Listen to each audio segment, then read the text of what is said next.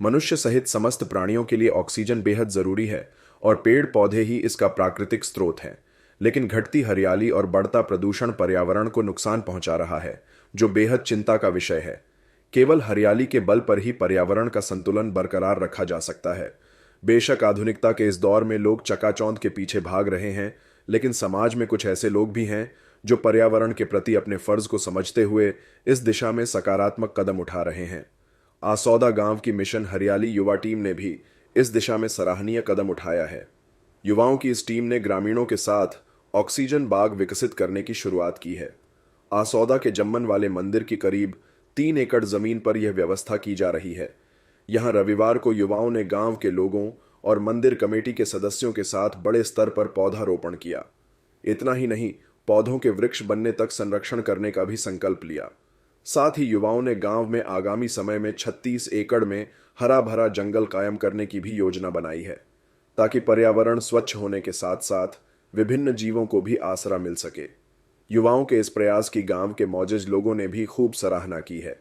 वहीं भाजपा नेता रविंद्र बराही, एडवोकेट बलवीर सिंह सहित अन्य लोगों ने भी पौधारोपण करते हुए हरियाली को आज के वक्त की बड़ी जरूरत बताया है। कार्यक्रम में मौजूद लोगों ने कहा कि पर्यावरण स्वच्छ है तो हम स्वस्थ हैं और यह सब हरियाली से ही संभव है, इसलिए सभी को मिलकर प्रयास करने होंगे। और ये जो मेरे गांव के युवा हैं, मातृशक्ति हैं, ये पूरे 3 एकड़ में आज ऑक्सीजन बाग लगाने का पवित्र कार्य किया गया है। मिशन हरियाली युवा टीम लगभग 5 से 7 साल से इस कार्य में लगी हुई है। हमारे युवाओं का पूरा सहयोग रहता है उसमें, क्योंकि हम दिन रात कार्य करते हैं गांव में। कभी 10 पेड़ लगाते हैं, कभी 20 पेड़, क्योंकि हम पेड़ों की संख्या नहीं बढ़ाते, हम पेड़ों को बड़ा करके दिखाते हैं। हमारा एक ही लक्ष्य है कि हमारा गांव, समाज, राष्ट्र हरा भरा हरियाली वाला प्रदेश हो। और जैसे जीव जंतु, जंगली जानवर, पशु पक्षी, इन सब के लिए पानी आदि की व्यवस्था, इन सब के लिए दाने की व्यवस्था, इन सब के लिए छांव की व्यवस्था, और मनुष्य जीवन को भी और पशु पक्षियों को भी सबको ऑक्सीजन मुख्य रूप से चाहिए है। तो वो ऑक्सीजन की व्यवस्था वो सभी तब हो पाएगी जब हम जंगल खड़े करेंगे। मैं अमित गाँव आसौदा, ये मेरी साथी गाँव आसौदा के जिन्होंने ये ऑक्सीजन प्लांट का लगाते टाइम हमारा साथ दिया है।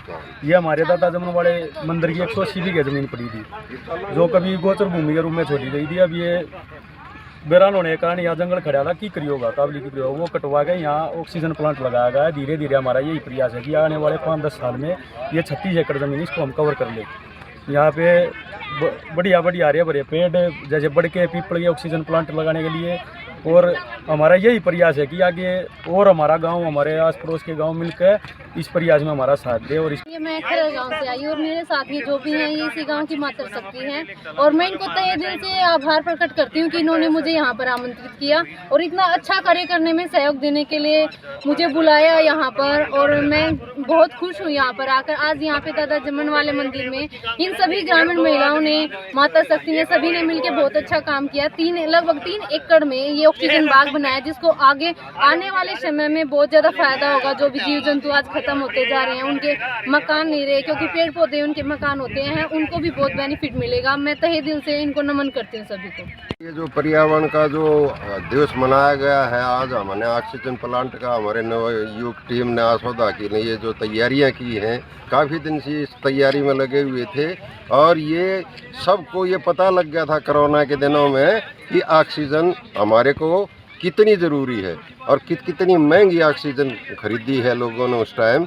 तो ये ऑक्सीजन देने के लिए एक पहल है और इतने बड़े स्तर पे हमारे गांव के युवाओं ने और भाई सभी सहयोगियों ने इसके कार्य को आगे बढ़ाया, पवित्र कार्य को, ये काबिल तारीफ है।